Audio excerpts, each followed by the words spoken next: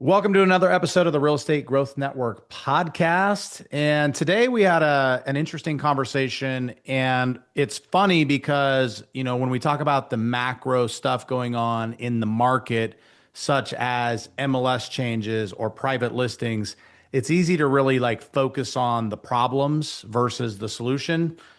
We dove into what people thought and came up with some good solutions and then ended or landed the plane, which I thought was in a really good spot. Yeah, it was a fun topic. Most recently, the news was that the Chicago MLS no longer requires that you are a part of the Association of Realtors in order to join. So that changes things for MLSs. It's a pretty big change. And that got us talking about, Compass with private listings and basically the landscape of what's happening in the real estate world. Full disclosure, we don't have the answers, but we had a fun discussion. We asked some questions, got some feedback from some peers, and gave you some practical applications on how you should approach what's happening in the real estate world. And be sure to listen till the end because we give an amazing model that will help you zero in on what matters. Enjoy. And here is a real estate titan that is pushing the limits on the status quo. And it took years and years of failing to get where I am today. Like, whoa, where you actually get the most clarity. That was kind of one of those pivotal moments when I started building a business. I spent a lot of time becoming an expert salesperson. Should we dive into today? Let's do it. All right. So I'm going to kind of read like a little highlight. Or do you want to kick this off, Brett? No, go ahead. Okay. Nope. Yeah. So I'll just bring you up to speed, but give me a few minutes just to kind of lay out the landscape here. So this week, the Chicago MLS made a move that could impact how agents across America access listings, pay dues, and compete for inventory. So what happened in Chicago might not stay in Chicago. Over the last year, real estate has been under pressure from multiple angles. So there's been commission lawsuits, which is, hopefully mostly settled. It's still happening, but the National Association of Realtors lost a lot of leverage and trust. Brokerages are wanting more control. Tech companies want listing power. Consumers want more transparency and options, and agents are questioning every fee they pay. So what did the Chicago MLS do? Number one, they expanded the MLS access beyond traditional realtor-only structure, meaning they licensed agents may gain broader MLS access without needing the same board membership. So you don't have to be a member of the board anymore to get access to the MLS, which is, that's new. They've expanded the private listing and pre-market options. So homes may be marketed privately or internally before going fully public. So why does this matter? Because this, for years, the model was simple. Join the association, pay the dues, get the MLS access, list it publicly. Now that model is being challenged.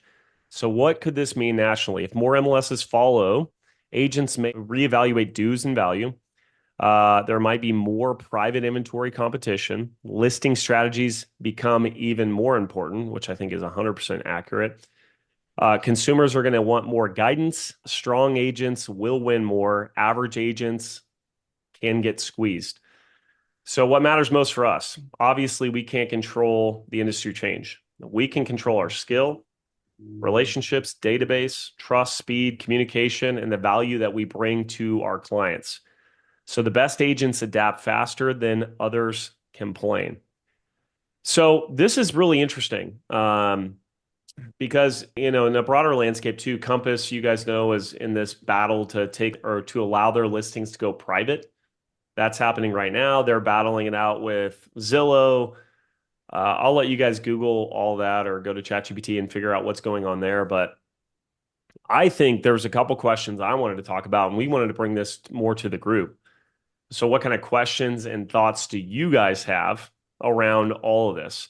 So the first one is private listings, Brent. That's the one I just want to open up to the group. There seems to be, I don't know what the divide is. It's probably like 80-20. 80% of the agents think a private listing is absolutely the worst possible thing you could do for a seller.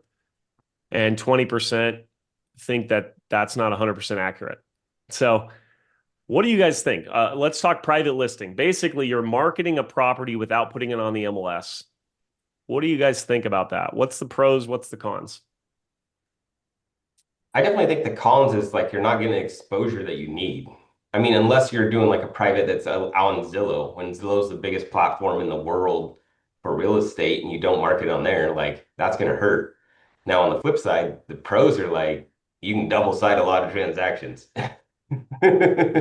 So he's saying the pro for the realtor, and specifically, I'd like to say the pros and the cons for the consumer. Angela's got her hand raised. What do you got, Angela?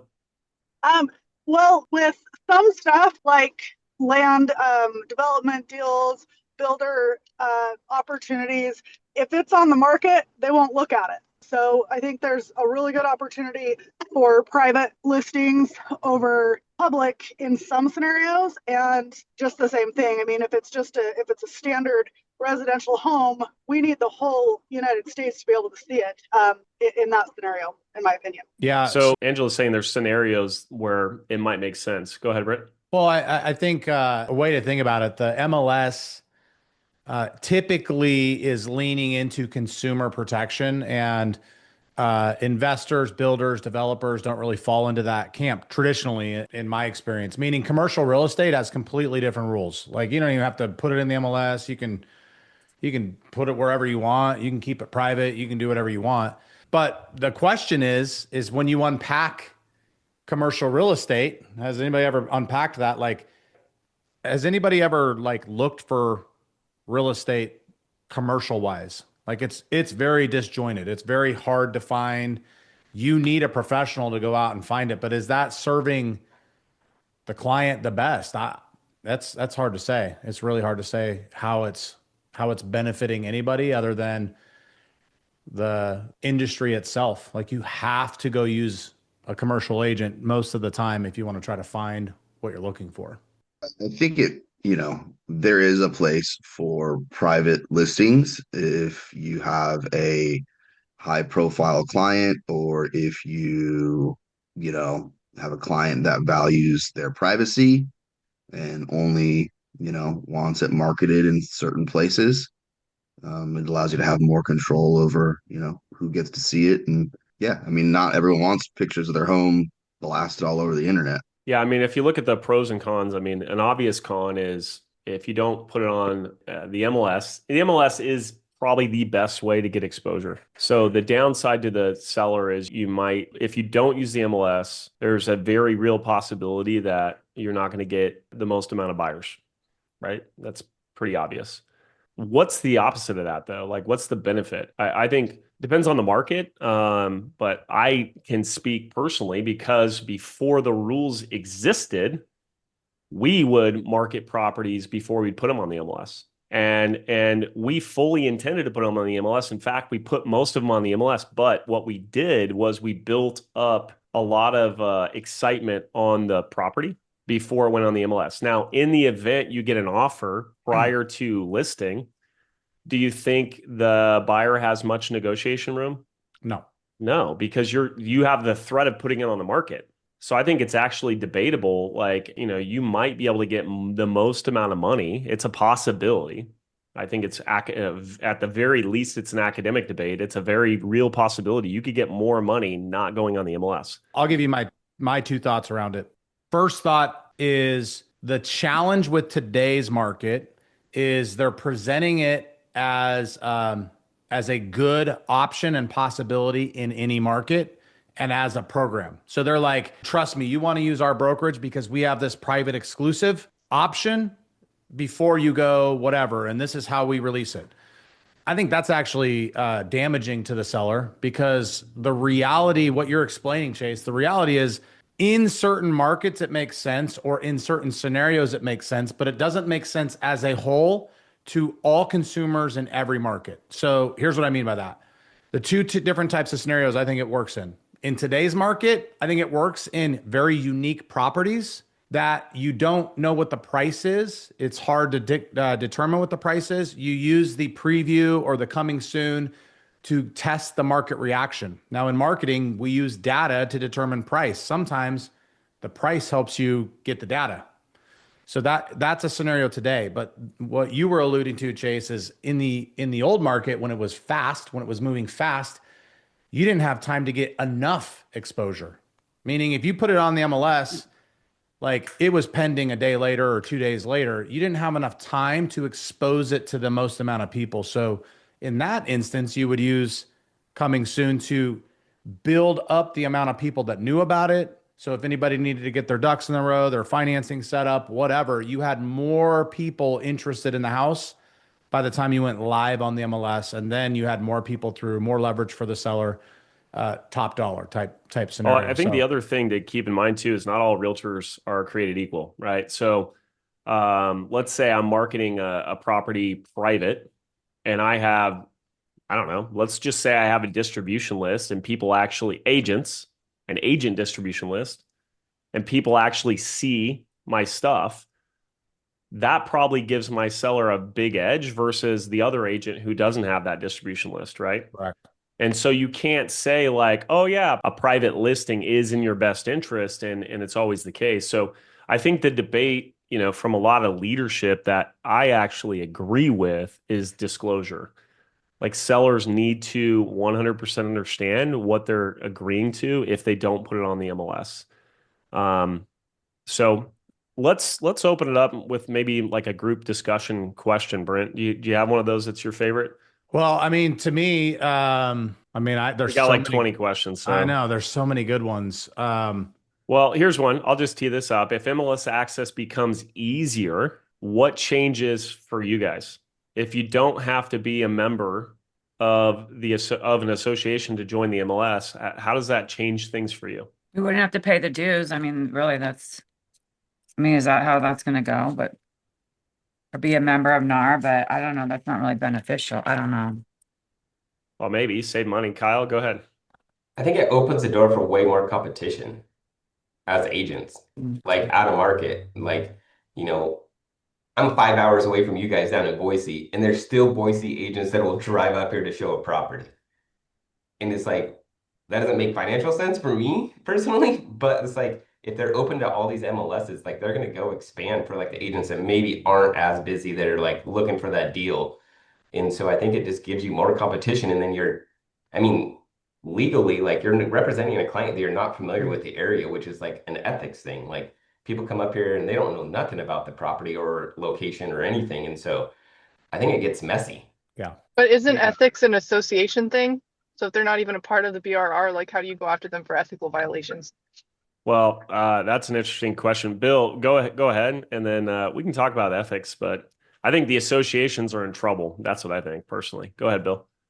Yeah, I agree with you, Chase. I think the barrier of entry becomes easier, right? And it's slowly kind of gotten that or headed that way with Zillow and the MLS. We don't control the MLS as much as we used to anymore. So competition goes up, right? So you have a lot more or easier access to that. Buyers are more informed today than they ever have been.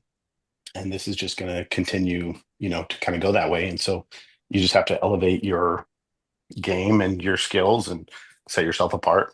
Mm. But I think the barrier of entry just became easier and is slowly becoming easier. Brent, if the MLSs aren't associated with the associations, like what's to stop Google from saying, hey, list your stuff with us? We'll get you a lot of exposure. And you have this fragmentation of this, distribution center. Yeah, I mean, you bring up a good point, and here's what I think about here's how I think about this. And for some people on this call, maybe this is exciting. For some, maybe it's not. But I think the opening up of MLSs, I think private listings, I think portals saying, hey, you can list directly through here. I think that adds more complication. And I think the more complication that you add, the more value you can provide as an agent. Like for so long, if anybody's ever seen a post online about a realtor post something and then all the hate they get in their comments, it's people being like, agents are useless. Like if it wasn't for the MLS, like guarding the listing, you wouldn't have a job. that's been their take. I actually think it's the opposite. I think the more complicated it gets to list a property and to get different types of exposure, and maybe Google says we're not going to syndicate anymore. You have to list directly with us. Who knows? But if that happens, then professionals are going to be much more in demand. And I guess the question is would technology solve that, or does the professional who helps the consumer navigate it solve that? Well, I hate to open up an even bigger can of worms, but I think this is worth mentioning, like from a moat perspective. Like if I hire a realtor and they put a lockbox on my door, I know, well, at least I could be taught. I know that every person who has access to that lockbox has been fingerprinted. They have background checks. I know that, from a criminality standpoint, like they're good. So, who's going to maintain that? I mean, I guess that's the real estate commission's job, I guess. So maybe that's protected there. And then we open the doors. Maybe that has nothing to do with the associations at all. But I think there is this like fragmented piece, like it's just another chip into the industry. I think it's going to give certain people an edge, which goes to the adaptation people. Just like, I mean, believe it or not, you guys might forget this, but Brent and I being coaches and leading real estate agents for as long as we have, there are a lot of agents who are not in the business today because of the National Association of Realtors Commission lawsuit. They got out. They just said, this is too hard. I'm out. I'm not asking people to pay me. Like, right, Brent? I mean, Yeah. you guys, if you've been in the business long enough, if you think, you probably know an agent or two who left because of that. A lot of them left beforehand. So as this stuff happens and it changes the way we do business, you could actually see more agents, entering and more agents exiting too. So we need to be able to adapt. I think change is good personally. And I think the more versed we are, the better you have. Here's an example. Go back to the NAR lawsuit. The people that did the best through the noise and following it, who not only adapted but did the best, they knew how to explain commission to a buyer, and they knew how to get a buyer representation agreement signed. Those people excelled. And partly why it wasn't a problem for us, because we've just been doing it for years. But people that I'm coaching are the people that I'm training. The ones that excelled are the ones that learned how to adapt before the change happened. So I think all of us need to explore, like, if things open up, if private listings become a thing, like, how are you going to incorporate that into your business? How are you going to explain it to clients? How are you going to explain why they would or why they wouldn't do it? And if you don't know how to do that, then the agent, if you're interviewing, for instance, if someone is interviewing and they explain it and you don't, this person has an edge on you. Whether you think they do or don't, they do, because they're more knowledgeable. Go ahead, Alex. Oh, yeah. I was just going to say, it just sounds to me like accessibility to the real estate market overall is becoming easier. And it's almost like they're trying to streamline it into an AI platform where, exactly like you say, where Zillow or Google will be the two available platforms for you to list or buy. And then, I mean, it sounds to me like you're not going to need a license even to be able to just list your house in one of these platforms. Or am I understanding that wrong? I think if it's your house, you don't need a license. Well, I mean, you don't need a license to list on Zillow right now. You can FSBO, right? So, that's not going to change. Is that going to make it easier for people to FSBO? I mean, you still have the same issues, right? Like, who gets in my house? How do I coordinate that? How do I negotiate? How do I write contracts? How do I make sure they're qualified? Like, so I think that's still going to exist. But, what I could see is, like, if Google comes along, I can guarantee you there's going to be 10 or 20 others that come along and say, list with us, list with us. And then we'll probably go back to like one distributing portal, which might be like the new MLS. And we're like, I just want to list with all of them. Click a button. Yeah. Right. So we'll have to see. But I do think it's, this might be a good point to bring up the circle of influence, Brent. Yeah. So I think it's a good, let's land the plane with that. okay, cool. We probably need a whiteboard because we need to like see it. Is that Let's do it. all right? Let me see if I can figure out the whiteboard. Oh, there it is. All right. So I want to remind you guys, this is ooh, this will be fun here. So let's do that. And then let's do that. Oh, wait, can you make that see-through? I have no What up, idea. dude? Nice. Good And job. then we'll do one more, bigger one. So you have these three circles, and the center one is control, and then the next one out is influence, and then the last one is concern. And so we always like to ask, like, what can you control? What do you can guys think you're in control of? Myself. Yeah, I mean, at the end of the day, you can't control your kids, can't control your spouse, can't control your clients, you can't control interest rates, can't control MLSs. You have no control over that, right? Then you have influence. So who can you influence? You can Anybody. influence clients, you can influence your kids, you can influence MLSs, you can influence, Sure.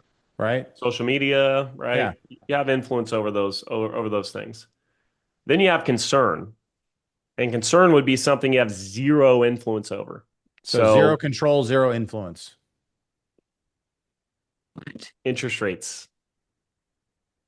How Compass decides to do their listings, right? Like what MLSs do, how the National Association of Realtors responds, blah, blah, blah, blah, blah. So I would argue those people who left the industry a few years ago because of the NAR lawsuit, they spent the majority of their time living in this circle of concern, right? That's where they spent most of their time, is right here in this circle of concern. But really, we should be spending like 80-90% on ourselves, and then the remaining 10 to 20% in influence, and then maybe, I don't know, 0 to 5% in concern. Like, be aware of it, but don't obsess. And Brent and I both thought it was pretty important to bring this up to you guys because you're probably hearing it and seeing it elsewhere. We certainly don't have the answers at all. Like, we have no idea. We're just kind of talking. That's why we wanted to open it up to you guys. But I would just remind you, this is one of those moments where we want to be aware, but you right now focus on exactly what we mentioned earlier.